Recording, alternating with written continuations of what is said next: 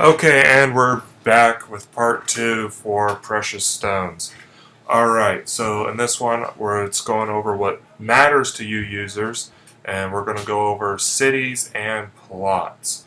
So Blue Chops is kind enough to set up a fake city on the test server, and we're going to go over some of the commands and descriptions that are going to be available for the players.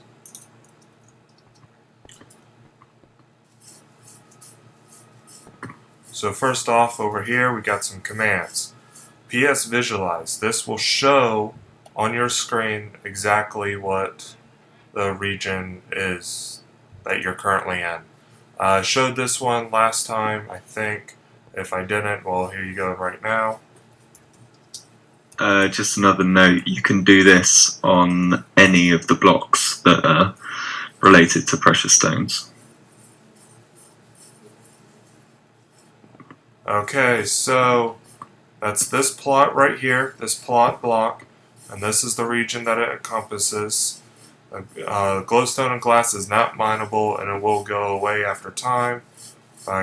You cannot open up a second visualization while one currently is open. Each visualization lasts 30 seconds, so you gotta wait for the entire time. That's off, so now I'm going to do it again.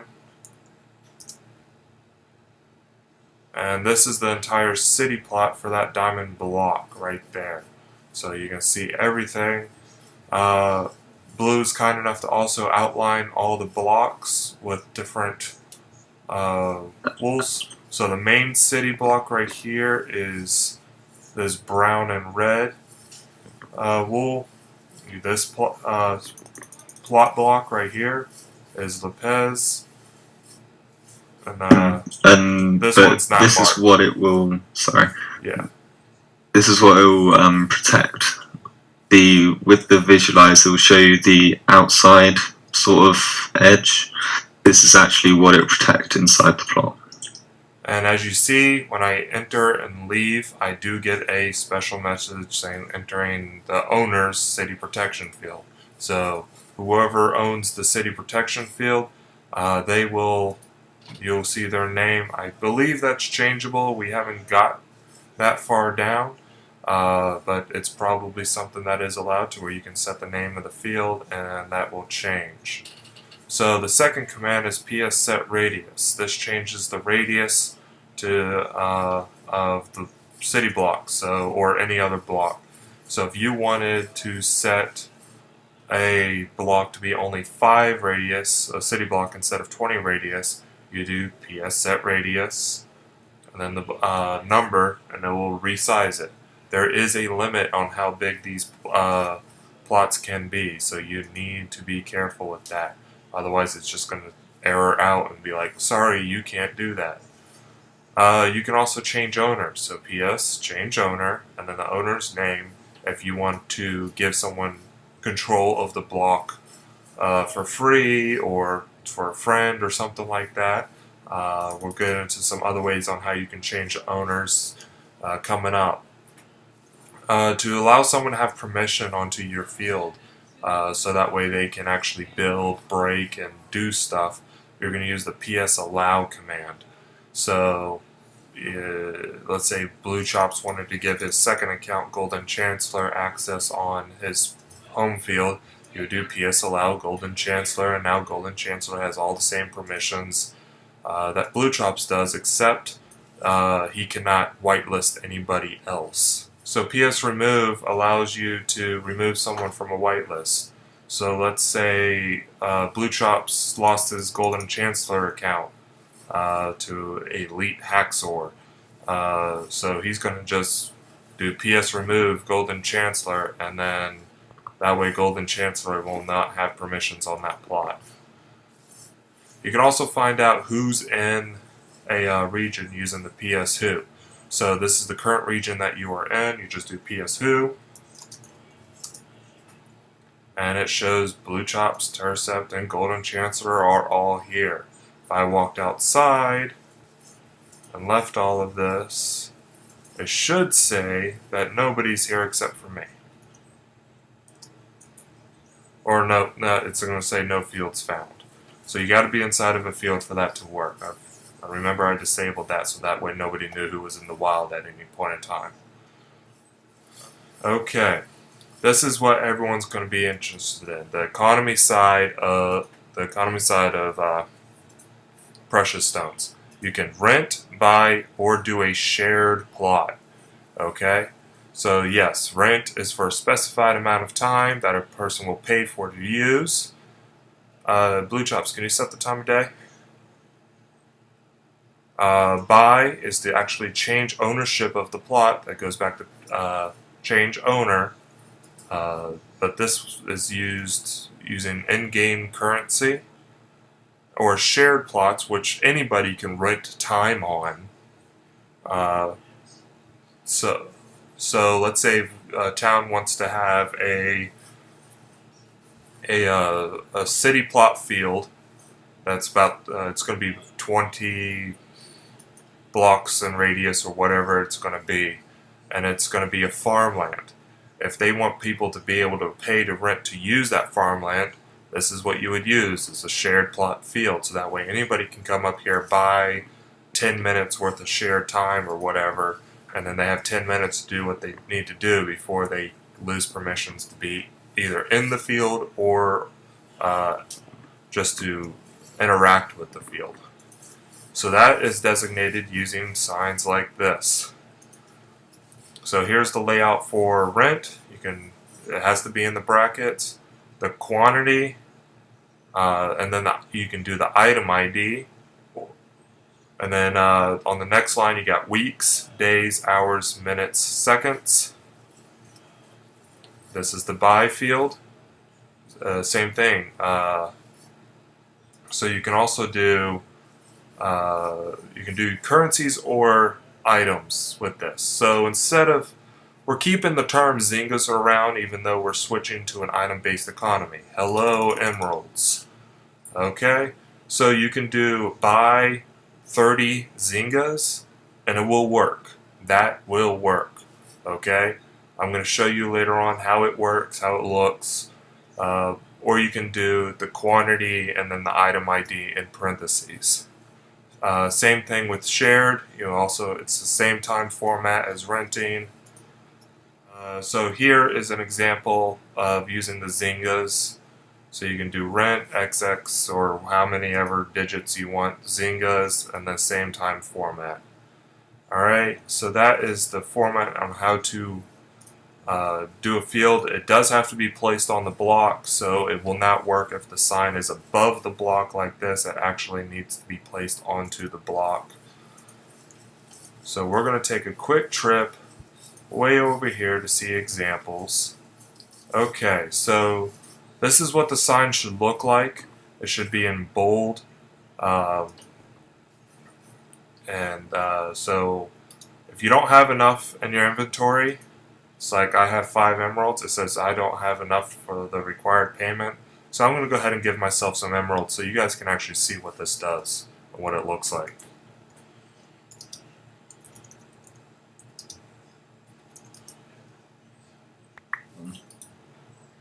Alright, so now it's turned red. If you do a PS info or if you try to rent on it again, or you can even rent multiple times. So if I wanted,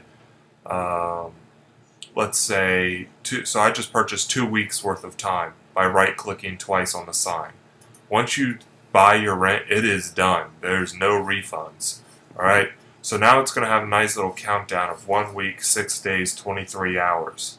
And it's going to tell me exactly how much time I have left. And then for owners, because the emeralds that Tercept just bought the plot with, they won't go automatically into my bank account. I have to come over here and I have to right click on the sign and I'll get the 20 emeralds. So here's the shared block. So again, bold font on top, the quantity, item ID, and the time. So now it turns orange and it has a little squiggly line thing, and I purchased 1 day of time. So I get 1 day's worth of time wherever this plot encompasses. Alright. So here's a buy right here. Okay, so this is how buying works, because it's a little bit different. As you see, I have bought the plot. I will receive ownership when the payment is collected by the owner party. Until then, I have been given temporary permissions, meaning I cannot destroy this block, I cannot remove the sign, I can't do anything to change or whitelist anyone on the block. I just have permissions to use this plot. Alright? So until he collects the sign, the payment, yep.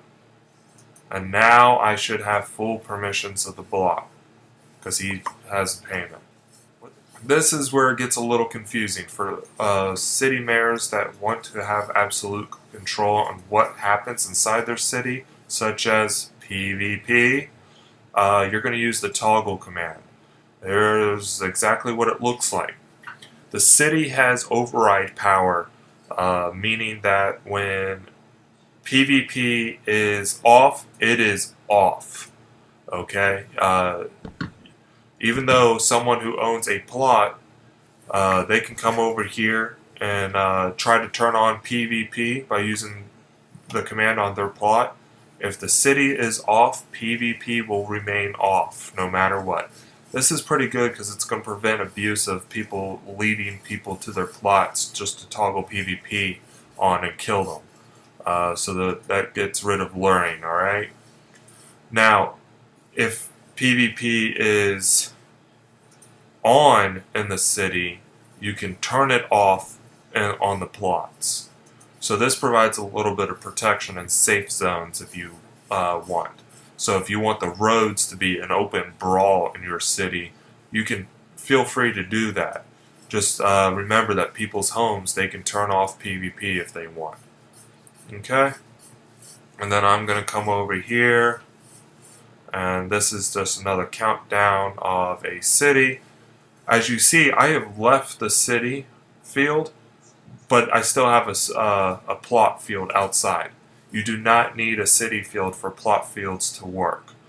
Plot fields are made to work inside of cities, but also on their own. They're very limited in size, so they don't do much for you outside of cities unless you're just wanting to build a small home or shack or something like that. But by default, city blocks are pretty big. Let me show you.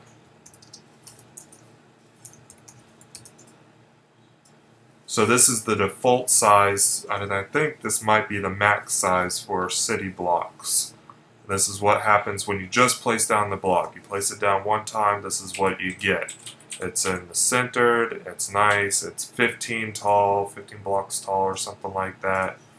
It's a pretty good size for a diamond block. Where on this, on the other hand, I'll show you once this goes off. Okay. Yeah, this isn't very big, is it? It's 5 radius. Alright, so that's your number right there. You get 5 block radius. It is 15 high. So you don't get a lot of space to build a big house here. But this gives more controls to the mayor and to the players. Again, yeah, players don't have to use these. If they want to live out in the wild, they can use the gold blocks for the rollback and the protection, stuff like that. There's some other blocks that I'm probably not going to go over anytime soon, as we got some more stuff coming out for you guys.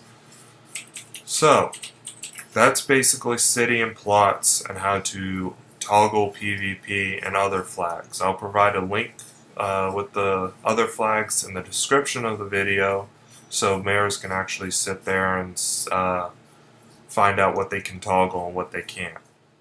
Okay, so you can also change the size of the plot. So I own this plot right here. So if I wanted to reshape this to where it's like a narrow hallway, let me change my game mode. I'm going to just left click or shift left click. Alright, I'm in drawing mode. Yay! And I can point. And now I can actually see what the size of protection is going to be. Yeah. All in specific predictions. Yeah, more specific. So this is a way for players to create more specific protections. that match their needs. Okay, to get out of drawing mode, you're going to just come over here and shift click, and then it's going to take 30 seconds. It leaves the visualization up. It's going to take 30 seconds for it to have its full effect. As you see, I've destroyed that. So the height gets affected both ways. It just does not affect the top cube. Okay, so a few notes before I end the video. Rumors been going around that we may allow switching over inventory and ender chest onto this new server. After some talk with the staff, we decide that's not going to happen. Those players that have huge iron golem farms and stuff like that, they're just going to come out with just such a huge advantage if we ever let them do that. So, to keep things fair, we are not going to allow inventories and ender chests start over, or to move over to the server. To make up for that, we are going to give players a set amount of emeralds to use to buy supplies in the admin shop. These are going to be basic supplies, stone tools, maybe iron tools. So whenever we get the admin shop set up, players will already have about 50 or maybe even 100 emeralds to go ahead and use in the market to buy and sell services, or to just hoard if you want. But emeralds are going to be the base of our economy. Prices. Anything that provides protection is going to be free. That's city blocks and city plots blocks. They're going to be absolutely 100% free except for the resources needed for them. Okay, so it's still going to cost you theoretically 9 diamonds to have a city block. It's going to cost you 1 nether quartz to have a plot. Okay, it's going to cost you the 9 gold in order to have the rollback grief protection. So it's going to cost you the blocks worth to actually have the plots. The other blocks that we are going to enable, some of them are donors only, such as the launch pad and the cannon pad and stuff like that. Okay, so here's the launch pad. As you see, launches me. So things like this might be going to definitely be donors only, but they're going to still cost a few hundred emeralds in order to even place. There are no refunds, so do not misclick in placing blocks. When you destroy a city plot, Blue, have Golden Chancellor destroy the city plot, please. It should drop the block itself. If you've got the city block, you cannot destroy the city when it's got plots inside of it. As Tercept said, the plots are designed to work inside of the city, and they do offer it more protection, but there are still a few slight drawbacks. So destroying a block, especially so instead it's going to drop the block instead of the quartz. So that's the only refund type that you'll get. You won't actually get emerald refund for the cannon or the launch pad blocks. To place a block, you're going to have to shift click in order to place it. So crouch and then place, and that will place the block for you. Alright, well, thanks for watching. And I'll see you in part 3 when we go over some more of the details of the server and or future updates that we are planning to